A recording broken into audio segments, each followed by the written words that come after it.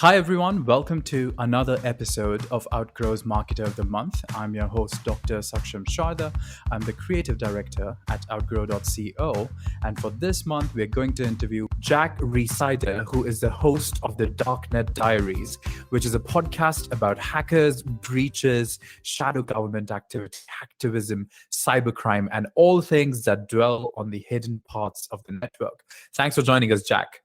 Hi, thanks for having me. I'm really excited to be here.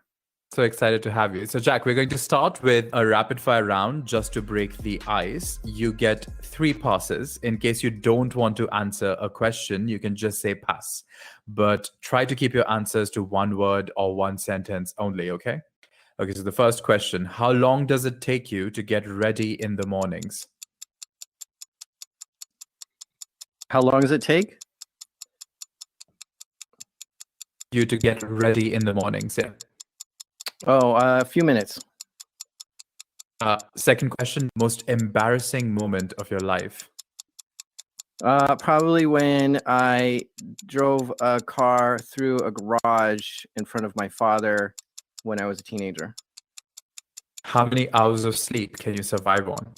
I'm a really good sleeper. I usually do really good sleeping, but I can get by with 5 or 6.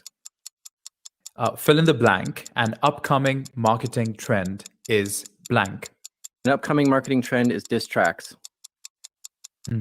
The city in which the best kiss of your life happened. Pass. Pick one: Mark Zuckerberg or Jack Dorsey. Dorsey. The first movie that comes to your mind when I say the word ambition. Wolf of Wall Street. When did you last cry and why? I think I cried the last time I was in the Star Wars, watched Star Wars in the theater, whatever the last one was, because it was just so exciting to be there live for it. That's a weird answer because it's so long ago, but I can't remember a recent one. That works. The biggest mistake of your career? Not starting earlier. I started too late. How do you relax?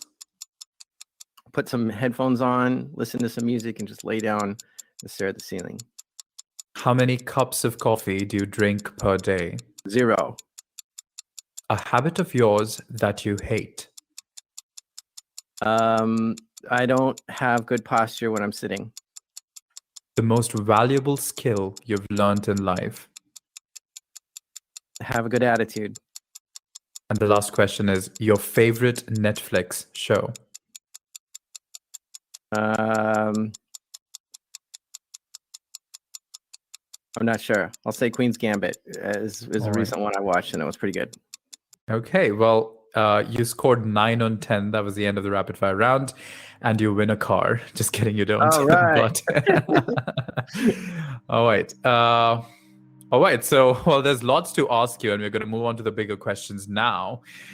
Can you actually begin by sharing an interesting story as to how the Darknet Diaries came about? And can you also explain, I think this would be a good explainer question, as to why you have chosen not to show your video? Yeah, I don't show my video because I think the internet's a dangerous place, and I really like privacy.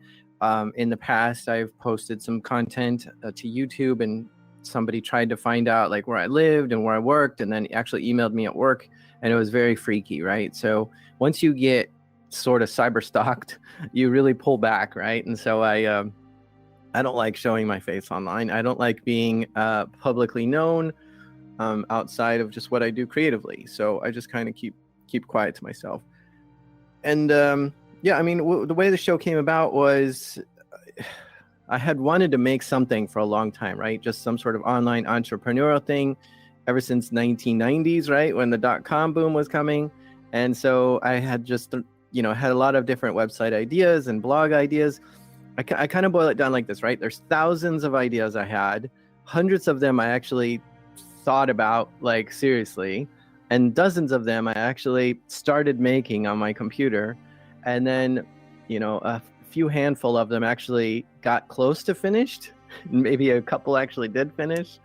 And then now this is one of those things that got finished. So the podcast was something that I was really into podcasts, and I said, where is a show that has this kind of content, right? Hacking stories, dark side of the internet kind of stuff, but in a well-produced storytelling format that didn't exist. So to scratch my own itch, I decided maybe I can make this. This is not something I have any skill in or talent in or past history in, but I just jumped in, read some books, spent like 3 or 4 months learning like the craft of it, and then got in and made it a podcast. And it was one of the few things that I finished out of the thousands of things I thought of doing. So but it's grown quite immensely, right? So at this point I have 300,000 downloads per episode, which is enough to work on this full time, as well as hire like a staff of 4 or 5 people to do it as kind of freelance work as well. And yeah, it's totally changed my life. And are you working on it full time? Because you said it's enough to work on it full time, but are you, or are you just doing it? For the last 2 years, I've been working on it full time. I've quit my job as a network security engineer, and now I make more as a podcaster than I did a network security engineer. And what's one interesting story, if you could tell our audience about maybe something controversial that you got into, and then they came after you, or like the people came after you, or it led to some sort of an incident in your life? Well, I'm not sure who you mean by they. Like, are you talking about as a podcaster or just anything? Just anything. An interesting story about any of these controversial stories that you get into. Yeah, I mean, I don't think the people that I talk about have really been upset. I think they've been more respectful and appreciative that I'm giving them, kind of an honest shake at what, the investigate. Like, I'll investigate, what these stories are very much in depth, and people are a little bit scared when they hear I'm investigating them, that I'm gonna make them seem like villains or something. But they tell me afterwards, like, thanks for giving us like a fair look at it, because when people do something wrong, whether it's criminal or being victim of a major incident, a lot of us like to shame them and blame them and all these kind of things. But you know what, we all did stupid things when we were teenagers, and we can't always like secure every single door and lock in our business sometimes. And yeah, sometimes criminals break in, and I just kind of give people the benefit of the doubt. So I haven't had really anyone come after me in a sense that they were mad at me yet, but I do have a lawyer and insurance in case they do. Okay. And can you share one interesting story from the dark side of the internet? Yeah, there are so many. I'm fascinated with nation state actors when governments attack other governments or other countries and, steal information. But I think some of the most fascinating ones that people like the most are physical penetration testers. So these are people who are paid to break into a building to see if it's secure enough. And if they can get in, what then, right? They can try to find the valuable documents or plant a computer in the network so that they can access this place remotely. And in episode 6, there's a story about a guy who was paid to break into a bank, but he he didn't look very carefully at where he was, and he broke into the wrong bank. And he's a professional person who could break into buildings and stuff, and he had all the tools and the hacking gear, and was caught in the wrong bank, and he was very far in the bank, right? So what happens then? It's crazy, and it's just crazy how the story is. But these are the wild times that I like to talk about. Sounds like the script for a movie, actually, which I guess a lot of your episodes might actually be good fodder for movie scripts. Yeah, they are. And how do you market the episodes exactly? Could you give us some marketing examples of how you've actually gotten the word about your podcast across? Yeah, this is what's exciting. I could go on about this for hours, and this is what I geek out on. So, before getting into this, I had read so many marketing books, Seth Godin, Gary Vaynerchuk, listening to podcasts like Pat Flynn, and reading his book, Superfans, and Gabriel Weinberg's book, Traction. And like, I was just like ready to go. When I had something to actually market, I was like, okay, I've got like a million tricks in my book. And so I just went at it. And the first thing is to make something great. Like no matter how much you market something, if it sucks, people are going to get it. They're going to listen to it. They're going to look at it and then say, nope, not for me, and put it down. But if it resonates with them, if it's powerful, if it moves them, if it gives them value, if they're really into it, then they're going to stick around and want more of it. They're going to tell other people, right? So absolutely, word of mouth is king. And the only way to do that is to provide more value to your fans. So that's the number one thing. Without that ingredient, you're not going to get anywhere with anything else. But I did a million other things. I emailed hundreds of people who had audiences. So this is journalists, bloggers, YouTubers, authors, people, just big people on Twitter and Facebook. And I just said, one or two sentences. Look, I know you write content or whatever about cybersecurity. I think your audience might like this show. Please check it out.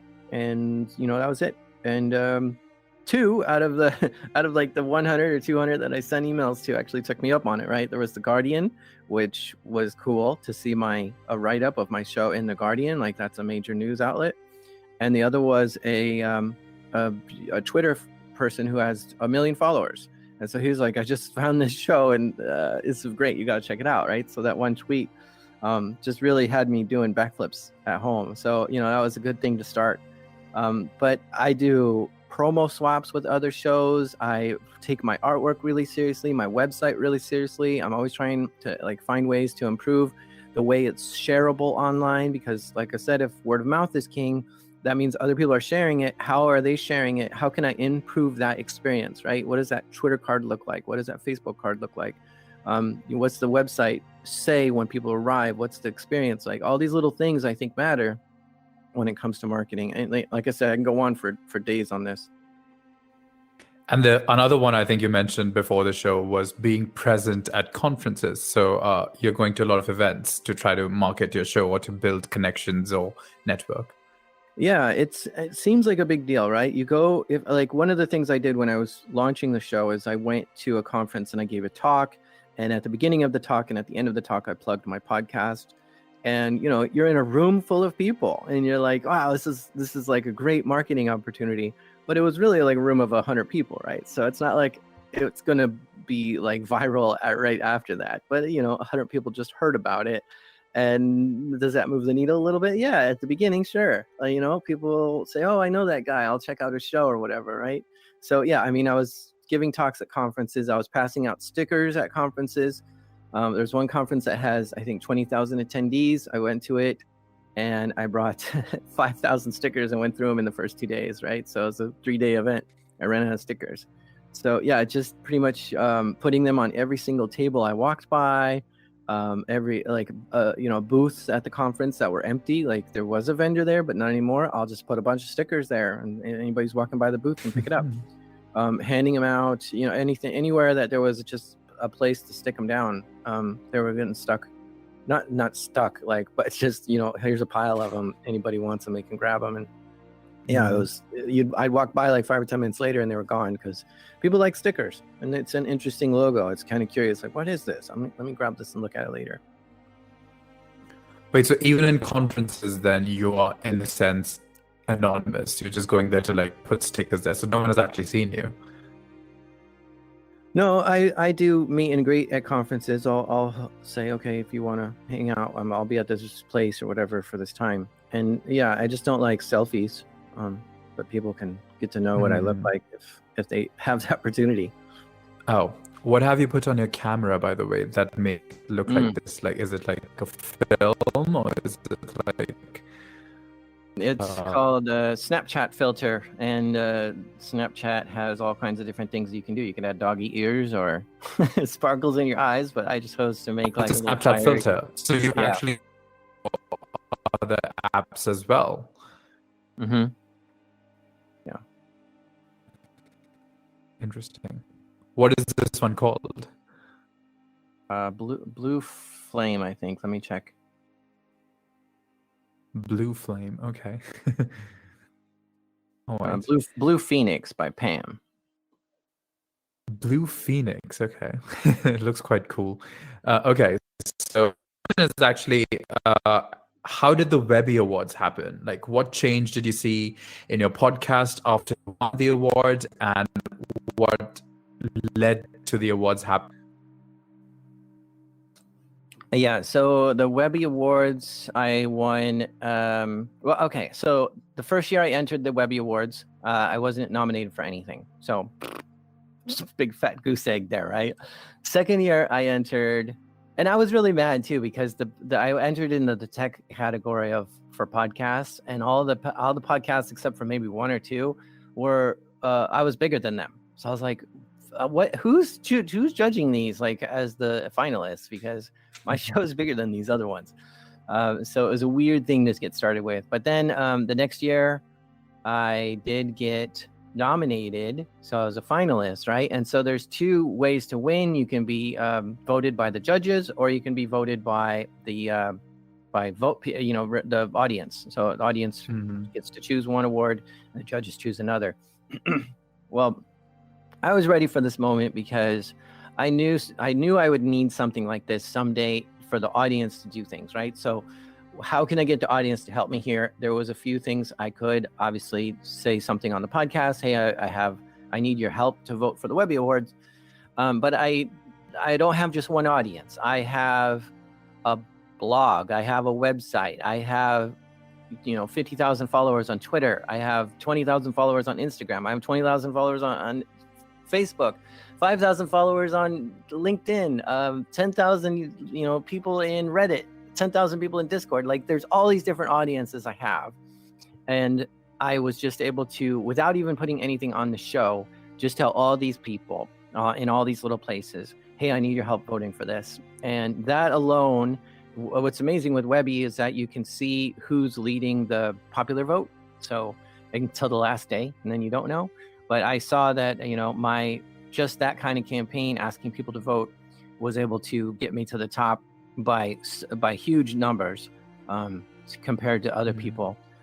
They just weren't pushing their audience to vote for them at the Webbies. So I was just keeping a very close eye on it, and then that was enough to have me win the People's Choice Award for Webby. Now, once that happened, I think not really much. Like, maybe there's some people who went to Webby's website and saw, okay, what are all the winning podcasts? I'll check these out. I wouldn't say there was a lot. The thing I think that's the most important is I got a trophy from it, and I could show that to my dad, who's always like, I don't know if quitting your job was a good idea. And I could look, I'm winning trophies for this podcast, right? So it's kind of just a personal satisfaction. It was really good for that way. And then the other thing is having it as social validation, right? So putting that nice square and center on the website shows people like this isn't just some weird show or some obscure thing. It's actually winning awards, and that combined with places like being in the Guardian and stuff really slicks the wheels or whatever to let people say, wow, I got to get in on this. This isn't some crappy thing. This is award winning. This is newspapers are writing about this, and so it gives you that social validation, which I think goes a long way when people are on the fence on whether or not they should listen, or other places like other news outlets are on the fence on whether or not they should publish about you. And have you considered trademarking your podcast? How necessary do you think it is today as more and more people are starting their own podcasts? Because you mentioned earlier you have a lawyer and an insurance army, but have you also trademarked it in a sense? Yeah, I mean, I was coming, when I started this, I wanted to have it trademarked. The trademark office has denied me 2 times so far, saying it's not unique enough or something like that. I'm not sure. So I'm still working on that. I'm going at it again. I'm making like my 3rd attempt to trademark it, but I don't think that's necessary. Anytime you put something out there on the internet, it's copyrighted immediately as soon as you hit publish, like whether it's a blog, a YouTube video, a podcast. So you're already covered under copyright. The trademark is really for the logo and the name, that somebody else can't use that. But if you're sitting there with the domain for years and years and years before someone else comes around and says, oh, we're going to make that our company name, there's a good chance that you're going to be able to win that court case, even if you don't have a trademark. Like, look, I've had an established podcast with this name and this website for years, and you've never like cared about it, then you can't just come here and start taking over my stuff. I've got copyrighted works with this name and stuff, so you can sort of win your lawsuit even without a trademark. I know I'm not a lawyer, but this is kind of the way I look at it. I don't think trademarks are necessary in today's world for content creators. Well, I suppose, but the problem would not be if someone small came and tried to take the Darknet Diaries and start their own Darknet Diaries podcast. I think the problem would be if someone big decided one day that they're going to make their own Darknet Diaries podcast and then kind of impinge on your audience. Yeah, I mean, the law comes down to who's got the best lawyers and not really who's right or wrong. And that's a weird concept to think about. Like, you would think, is that legal or not? No, it doesn't matter. It's whether or not you can convince a jury if it's legal or not. So, it's a weird case. Like, would my lawyers go up against Facebook's lawyers if we wanted to battle something? I could probably win something, but how much would it cost me? It would put me out of business. So, it's one of those things too. Fair. What do you think about the future when it comes to hacking data and computers? Like, how can strategic industries like healthcare, banking, etc., safeguard themselves from it? Well, it starts from the top. Have the CEO 100% like be part of it. Like if the CEO doesn't think that this is an important thing to have security, then they're going to, you're as the security teams in the company are going to be pushing a boulder up the hill instead of, getting help from the top. So the CEO needs to have 100% buy-in. And then, let's keep going, right? There's the chief information security officer. How are they running things? And what kind of team have they established? And so you get the right people and you give them the right resources and you give them the right amount of permissions to get the stuff done they need to do. And that's a good start already. A lot of companies just struggle with this, right? The CEO doesn't even take security training awareness programs or something because they think they're exempt from this or they don't take it seriously. So yeah, I mean, just start with that and I think you'll have a good going on it.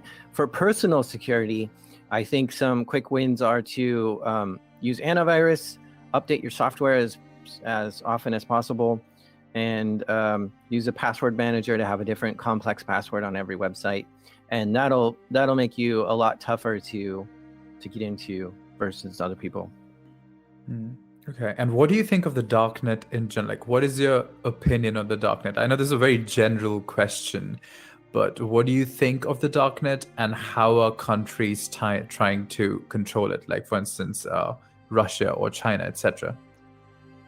Yeah, I think it's important. I think what the darknet does is it anonymizes you so that you can just kind of blend in with everyone else and not look when you're surfing the web using the darknet, using Tor, you're not coming from your house anymore. You're going through that different network and then going out to the internet, right? So when you visit one website, it's going to say, well, you came from this other place that's far away, probably in another country. And so we think that's who you are, right? So it kind of anonymizes you and you're not even close to that. So that's cool and that's great. And it's nice to be able to circumvent, nations who are trying to block you from getting out onto the internet. China has a very strict control about what you get to see on the internet. So there's that, but there's also people who want to get their voice out there who are, in oppressive regimes or something, and they can't really just get on the ClearNet and explain themselves. Like, here's what's happening here. They can use the darknet to get their voice out. However, because it's anonymous and kind of secret and hidden, it does breed some criminal activity, and some really negative, nasty stuff goes on out there that you got to be careful of. There are some countries that try to crack it and deal with it. The US, for example, it has knows that there's a lot of criminals on the darknet, and so they're looking at ways to try to de-anonymize it and try to find who's who, and by running their own entry nodes and exit nodes and trying to run the Tor network themselves. And they're doing some of this stuff already. But I cover some stories about the FBI and stuff trying to catch these criminals online, and they have a really difficult time on Tor. They can't find where the servers are hosted. They can't find who's running them. And so there's not some sort of magic bullet that the governments have to find exactly who it is. They really have to wait for someone to make a mistake on the darknet before they can identify them and catch them. And can the darknet be turned off, like the internet is turned off, like at certain protest areas when governments turn off internet? Can they also turn off the darknet? Well, it's kind of ran by people and not some central thing. So there's hundreds of entry nodes and hundreds of exit nodes, maybe thousands. So you'd have to really hit a lot of them at once in order to turn it off. I'm trying to think if you can block a certain protocol, if that would be effective. I don't know. I don't think you can. That's what's so nice about it. Like speak about it in the Matrix. Like there's so many entry nodes and so many exit nodes of getting in and out of the Matrix. Yeah. I was gonna say, another question I had was back to podcasting, because I asked you about the future of like the internet in general. But what do you think is the future of podcasting? Do you think there's too many podcasts? Is there like a glut of podcasts on the internet? Do you think it's going to increase or decrease, or what do you think the future of podcasts is in very general? excited about the future of podcasts. I think it's still the beginning. Not so much the beginning. I mean, we've been here for 10, 15 years, but I think there's a lot more great stuff to come. I hear your question similar to something like, are there enough books in the world? Are there enough songs? Are there enough movies? It's entertainment, and entertainment is always needing to be fresh and new and something exciting for us to check out now. And it doesn't matter if there's already 20 podcasts on that subject or 2,000. We want the newest one. We want something that's fresh and a new take on it. We want there's new news, there's new entertainment, there's new jokes. We're tired of all the old stuff. We want new stuff. So there's so much opportunity just constantly, right? I mean, you've got people reviewing video games and new tech, and you've got people talking about current news and all the stuff going on. Like that's never going to end. Like we always need current events. But then there's lots of like Shall I Do is the kind of a historical thing. Let's take this old hack that happened 10 years ago and let's talk about it now, because now we know who did it or something. So it's kind of fun to take some documentaries and listen to them. But yeah, I think there's a lot of space to grow for podcasts. What I think is happening is that there's a big corporate money grab for it, and it's kind of fracturing the space. Like Spotify is making a lot of shows exclusive, and that doesn't help any listener at all. It just helps Spotify, and I don't even know if it's going to help that podcaster. Like they make a bunch of money on it at the beginning, but they could make just as much on their own, if you ask me. I don't see. Sometimes they overpay, but typically I think it's not that great of a deal. So yeah, I think that's kind of ruining some stuff, but good old podcasts are still great. Okay, so the last question that I ask every guest on the show is, what would you be doing if not this in your life? Yeah, I'd probably still be a network security engineer. That'd be a weird way. I was there for 10 years, and so it's just a matter of a few more. Okay. All right. Well, that's the last question. And thanks everyone for joining us for this month's episode of Outgrow's Marketer of the Month. That was Jack Rhysider, who is the host of the Darknet Diaries podcast. Thanks for joining us, Jack. Thanks for having me. This was a lot of fun. Check out their website for more details, and we'll see you once again next month with another Marketer of the Month.